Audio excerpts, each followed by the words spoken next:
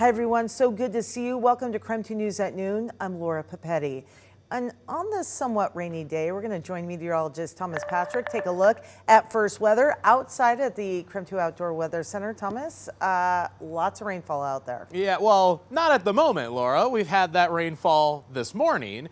We're getting the dry break right now, but more is absolutely on the way. So glad I could get out here during the noon hour while we have that dry slot right here over Spokane County, but there's plenty of green on the map. Let's zoom on in because things are moving towards the north and east. Nice cluster of some steady rainfall right over central Washington. So from Moses Lake straight through Ritzville and getting up towards Sprague along I-90, that is where it's currently raining, moving up towards that Highway 2 corridor, so near Davenport and Reardon. And yeah, that'll be advancing closer towards Spokane. Give it about another hour or two and it will get here. Meanwhile, over the Palouse, yeah, it's raining over Moscow again. Same thing over Pullman after, again, some soaking rains this morning. Got a chance to dry out as of the later morning or right now in some areas. And now this is the next batch that will be on the way. So as we look at things in Spokane, yeah, a little sunshine here, a little sunshine right over there trying to peek out in between the clouds. But we will be seeing another batch of rain during the afternoon hours here. Should be very similar to what we saw from the morning, if not maybe a little bit heavier at times. So we'll be tracking not only the rainfall for today, but I got rain chances in the forecast through this Saturday. So coming up, I'll detail just what time frames are most likely to be seeing our next waves of rainfall for the inland Northwest. I was torn. I think at this point, however, I want to put this to rest. I've made my statement, but as a group, we need to coalesce and move on. So prepare to vote. All right. So Spokane Mayor Nadine Woodward officially denounced by the City Council in a 4-3 vote. This comes after Woodward appeared on stage with self-proclaimed Christian nationalist and former state representative Matt Shea. Woodward went to a religious event.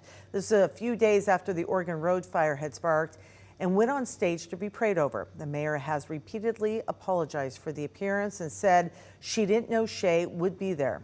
Some people in the community were upset about her appearance at that event, including some members of City Council. That includes Spokane, Wilkerson, Kinnear, and Stratton, who all voted to censure the mayor, formally denouncing her appearance with Shea. However, dozens of community members spoke out in defense of the mayor last night. This is slander. It's intentional. You should know that. The irony to me in this vote is that at its core, this vote undermines the very freedom it seeks to protect. Your continued actions here are nothing short of insolence. This is not an act of tolerance. This is an act of power. Community is deeply impacted by. Now, the mayor made a rare appearance at the meeting for a separate matter and was applauded by the crowd when she approached the podium. Meanwhile, the council chair had to remind the crowd to stop interrupting. Okay, I am going to clear this chambers if there's one more outburst. So to be clear, a denouncement does not impact Woodward's ability to hold office. However, it is a formal disapproval of the mayor's behavior from City Council. All right, also talking about City Council passed an emergency ordinance regarding when animals can be euthanized. This comes after more than a dozen dogs were euthanized in one day last week at Scraps. Now, the ordinance states it is only allowed when a veterinarian determines an animal is severely sick or suffering. The code also says Scraps cannot euthanize animals due to shelter capacity. This is important because the city contracts with Scraps and they must follow city code. Now, these rules only apply to dogs who are impounded within city limits. More than a dozen people testified against Scraps, saying the dogs should have been saved. I knew some of these dogs. I used to give them treats and talk to them. They would always sit for me and knew to gently take the treat from my hand. I didn't even get to say goodbye. I didn't want them to die. I prayed they wouldn't die. I wish I could have saved them. Scraps tells KREM 2 they do not euthanize animals when the shelter gets full, but they will put down dogs deemed too dangerous to adopt. City Council members plan to continue working with the county and with Scraps on a euthanasia policy.